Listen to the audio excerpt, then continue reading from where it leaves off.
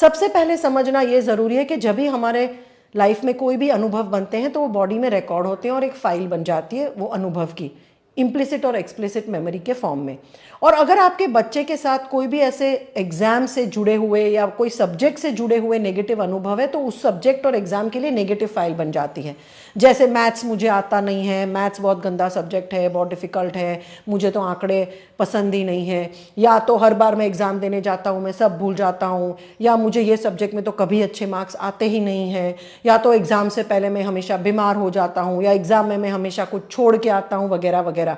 तो ये सारे जो हैं नेगेटिव थॉट्स, इमोशंस और फीलिंग्स हैं एग्जाम से जुड़े हुए, जो आपके बच्चे के माइंड और बॉडी में ऑलरेडी प्रोग्राम्स और फाइल के तौर पे स्टोर्ड हैं।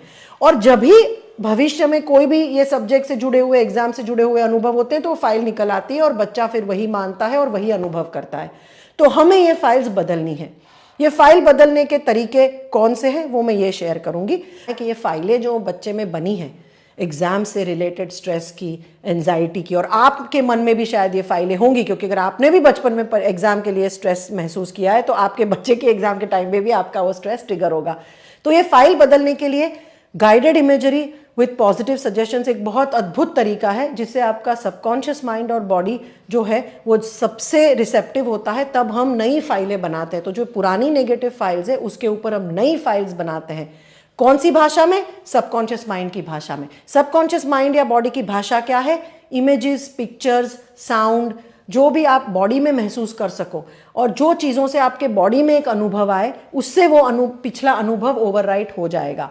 तो ये हमें विजुअलाइजेशन मतलब इमेजिनेशन के साथ करना है और ऐसे शब्द यूज करने हैं जो पॉजिटिव हैं। तो आपको बच्चे के साथ बैठ के पॉजिटिव सजेशंस या पॉजिटिव सेंटेंसेस बनाने हैं जो बच्चे को एग्जाम में हेल्पफुल रहेंगे। जैसे मैं जितना भी पढ़ता हूँ सब कुछ एग्जाम में याद कर रहा हूँ, या मैं एग्जाम लिखने के टाइम पे बहुत शांत हूँ, या मैं जैसे ही एग्जाम लिखना शुरू करता हूँ मुझे सब कुछ पढ़ा हुआ याद आ जाता है, मैं मेरा पेपर टाइम पे कंप्लीट कर पाता हूँ, मैं अच्छे से प्रिपेयर कर रहा हूँ, मेरा फोकस और कॉन्सेंट्रेशन बहुत अच्छा है, वगैरह वगैरह। याद रखिए कि ये सेंटेंसेस पॉजिटिव होने चाहिए, इसमें कोई नेगेटिव नहीं डालना चाहिए। मतलब मैं आलसी नहीं हूं, या मैं भूल नहीं जाता हूं, या मैं एंशियस नहीं हो जाता हूं, ऐसा वर्ड्स नहीं यूज करने हैं, क्योंकि तब इमेज तो एंशियस या आलस की जाती है। तो हमें ऐसा पॉजिटिव सेंटेंसेस बनाने हैं, उसमें नेगेटिव्स नहीं होने चाहिए, और ऐसे शब्द यूज करने जिससे बच्चा इमेजिन कर पाए अपने आप को वो चीज करते हुए, महसूस करते हुए और करते हुए। तो ये रिकॉर्ड करने हैं सेंटेंसेस। और जब बच्चा सो जाता है तो जस्ट सोने से पहले ये रिकॉर्ड किए हुए सेंटेंसेस उसको बार बार सुनना है, जब तक वो गहरी नींद में चला जाए तब तक, या कई बार रात भर भी चले तो कोई प्रॉब्लम नहीं है।